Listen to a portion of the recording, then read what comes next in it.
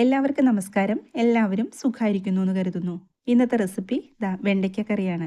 വളരെ എളുപ്പത്തിൽ തയ്യാറാക്കിയെടുക്കാം. അതുപോലെ ഒരുപാട് ഇൻഗ്രീഡിയൻസിൻ്റെ ഒന്നും ആവശ്യമില്ല. ഇതുപോലൊരു കറി ഇതുവരെയും ട്രൈ ചെയ്ത് നോക്കാത്തവരൊക്കെ ഉണ്ടെങ്കിൽ ഒന്ന് തയ്യാറാക്കി നോക്കൂ. അപ്പോൾ റെസിപ്പി എങ്ങനെയാണെന്ന് വീഡിയോ എല്ലാവരും കണ്ടു നോക്കൂ കേട്ടോ. അപ്പോൾ കറി തയ്യാറാക്കിയെടുക്കാൻ വേണ്ടിയിട്ട് ഞാൻ കുറച്ച് വെണ്ടയ്ക്ക എടുത്ത് വെച്ചിട്ടുണ്ട്. അപ്പോൾ നമ്മൾ ഈ ഒരു കറിയിലേക്ക് വെണ്ടയ്ക്ക എടുക്കുമ്പം ഒരുപാട് മൂത്ത വെണ്ടയ്ക്ക നോക്കിയിട്ട് എടുക്കാതിരിക്കുക. ഇനി നിങ്ങൾക്ക് എത്രയാണോ കറി തയ്യാറാക്കേണ്ടത് അതനുസരിച്ച് വെണ്ടയ്ക്കയുടെ അളവ് കൂട്ടിയും കുറച്ചൊക്കെ എടുക്കുക. ഇനി നമ്മൾക്ക് ഇതൊന്ന് അരിഞ്ഞെടുക്കണം. അപ്പോൾ വെണ്ടയ്ക്ക അരിഞ്ഞെടുക്കുമ്പം തീരെ കനം കുറഞ്ഞ് അരിഞ്ഞെടുക്കേണ്ട ആവശ്യമില്ല. ഈ ഒരു രീതിയിൽ അരിഞ്ഞെടുക്കുക. നമ്മൾ സാമ്പാറിനൊക്കെ അരിഞ്ഞെടുക്കൂലേ, അതുപോലെ അരിഞ്ഞെടുത്താൽ മതി. ഈ സമയത്ത് നമ്മുടെ വീഡിയോ കണ്ടുകൊണ്ടിരിക്കുമ്പോൾ സബ്സ്ക്രൈബ് ചെയ്യാതെ കാണുന്നവരുണ്ടെങ്കിൽ ഒന്ന് സബ്സ്ക്രൈബ് ചെയ്ത് സപ്പോർട്ട് തരണം കേട്ടോ. അതുപോലെ തന്നെ ലൈക്ക് ചെയ്യും കമൻറ്റ് ചെയ്യുക വേണം. വെണ്ടയ്ക്ക അരിഞ്ഞെടുത്തിട്ടുണ്ട്. ഇനി സ്റ്റൗ ഓൺ ചെയ്തിട്ട് ഒരു മൺചട്ടി വെച്ച് കൊടുക്കുക. മൺചട്ടി ഒന്ന് ചൂടായി വന്നു കഴിയുമ്പം കുറച്ച് വെളിച്ചെണ്ണ ചേർത്ത് കൊടുക്കുക. കുറച്ചല്ല, കുറച്ച് അധികം വെളിച്ചെണ്ണ ചേർത്ത് കൊടുക്കണം. കാരണം എന്താ വെച്ചാൽ നമുക്ക് വെണ്ടയ്ക്ക ഒന്ന് ഫ്രൈ ചെയ്തെടുക്കാനുള്ളതാണ്. ഇതുപോലെ വെണ്ടയ്ക്ക നല്ല പോലെ ഒന്ന് ഫ്രൈ ചെയ്തിട്ട് ഈ ഒരു കറി തയ്യാറാക്കി എടുക്കുമ്പോഴാണ് കുറച്ച് ടേസ്റ്റ് കിട്ടുക. ഇനി ഫ്രൈ ചെയ്യാതെയും നമ്മൾക്ക് ഈ ഒരു കറി തയ്യാറാക്കി എടുക്കാവുന്നതാണ്. ചെറിയ തീയിലിട്ടിട്ട് വേണം ഇതുപോലെ ഒന്ന് ഫ്രൈ ചെയ്തെടുക്കാനായിട്ട്. ഇതിപ്പോൾ നല്ല പോലെ ഒന്ന് ഫ്രൈ ആയി വന്നിട്ടുണ്ട്. ഇത്രയും മതി കേട്ടോ. ഞാൻ സ്റ്റൗ ഓഫ് ചെയ്ത് കൊടുത്തിട്ടുണ്ട്. ഇനി നമ്മൾക്ക് ഇത് മൺചട്ടിക്കകത്തുനിന്ന് ഒന്ന് മാറ്റി കൊടുക്കണം.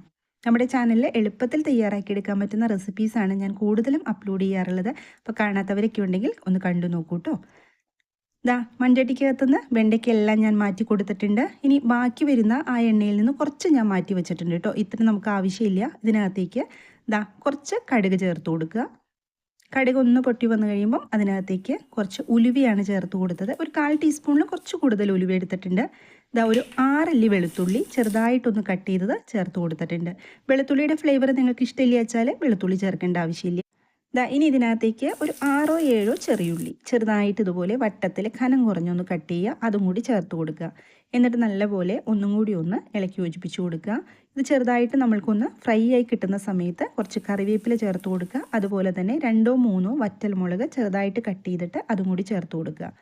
ഇനി ഒന്നും കൂടി നല്ല പോലെ ഒന്ന് ഫ്രൈ ചെയ്തെടുക്കുക. 10 മിനിറ്റ് പോലും വേണ്ട കേട്ടോ. ഈ ഒരു കറി നമുക്ക് തയ്യാറാക്കി എടുക്കാനായിട്ട്. ഞാൻ ഇതിനകത്തേക്ക് ഒരു 3 പച്ചമുളക് ചേർത്ത് കൊടുത്തിട്ടുണ്ടായിരുന്നു. നമ്മുടെ വീഡിയോയിൽ അത് വന്നില്ല കേട്ടോ. അപ്പോൾ എരിവിന് ആവശ്യമായിട്ടുള്ള പച്ചമുളക് ചേർത്ത് കൊടുക്കുക. ഈ ഒരു കറിയിലേക്ക് മുളക് പൊടി ഇനി ചേർത്ത് കൊടുക്കുന്നില്ല. അപ്പോൾ പച്ചമുളകും കൂടി നല്ല പോലെ ഒന്ന് ഫ്രൈ ആയി കിട്ടണം.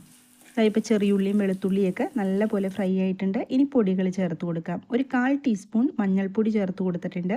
1/4 ടീസ്പൂൺ ചെറിയ ജീരകത്തിൻ്റെ പൊടി ചേർത്ത് കൊടുക്കുക. അതുപോലെ തന്നെ കുറച്ച് കായത്തിൻ്റെ പൊടിയും കൂടി ചേർത്ത് കൊടുത്തിട്ടുണ്ട്. കായത്തിൻ്റെ പൊടിയൊന്നും കൂടി പോകരുത്, നമ്മുടെ കറിക്ക് കയ്പ്പരസം വരും.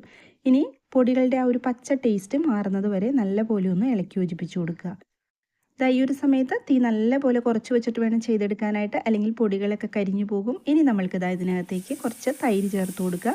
തൈര് കട്ട തൈരല്ല ഞാൻ എടുത്തിരിക്കുന്നത്. തൈര് 1 സ്പൂൺ കൊണ്ടൊന്ന് ഉടച്ചു കൊടുത്തിട്ടുണ്ട്. ഈ ഒരു രീതിയിൽ നമ്മൾ ഈ കറിയിലേക്ക് നാളികേരം ഒന്നും ചേർത്ത് കൊടുക്കുന്നില്ല. ഇനി ഉപ്പ് ചേർത്ത് കൊടുക്കുക. ഉപ്പ് നമ്മൾ നേരത്തെ ചേർത്ത് കൊടുത്തിട്ടുണ്ടായിരുന്നില്ല. ഇനി നമ്മൾ ഫ്രൈ ചെയ്ത് വെച്ചിരിക്കുന്ന വെണ്ടയ്ക്കയും കൂടി ചേർത്ത് കൊടുക്കുക. വെണ്ടയ്ക്കയും കൂടി ചേർത്തതിന് ശേഷം മാത്രം സ്റ്റൗ ഓഫ് ചെയ്ത് കൊടുക്കുക. കറി തിളപ്പിക്കരുത്, പക്ഷെ ചെറുതായിട്ടൊന്ന് ചൂട് വരണം കറിയിലേക്ക്. 1 മിനിറ്റ് ഇരിക്കുമ്പോഴേക്കും കറക്റ്റ് സെറ്റായിട്ട് കിട്ടും കേട്ടോ. അപ്പോൾ തൈര് ഞാൻ കട്ട തൈരല്ല എടുത്തിരിക്കുന്നത്. നിങ്ങൾക്കിനി കറി നല്ല കട്ടയോടുകൂടി കിട്ടണമെന്നുണ്ടെങ്കിൽ അതുപോലെ തൈര് ചേർത്ത് കൊടുത്തോളൂ. ഇതിപ്പം നമ്മുടെ ചോറിനകത്തേക്ക് ഒഴിച്ച് കഴിക്കാൻ രീതിയിലാണ് ഞാൻ എടുത്തിരിക്കുന്നത്. വളരെ രുചികരമായിട്ട് എളുപ്പത്തിൽ തയ്യാറാക്കിയെടുക്കാൻ പറ്റുന്ന കറിയാണ്. ട്രൈ ചെയ്ത് നോക്കൂ കേട്ടോ. എല്ലാവർക്കും ഇഷ്ടപ്പെടും.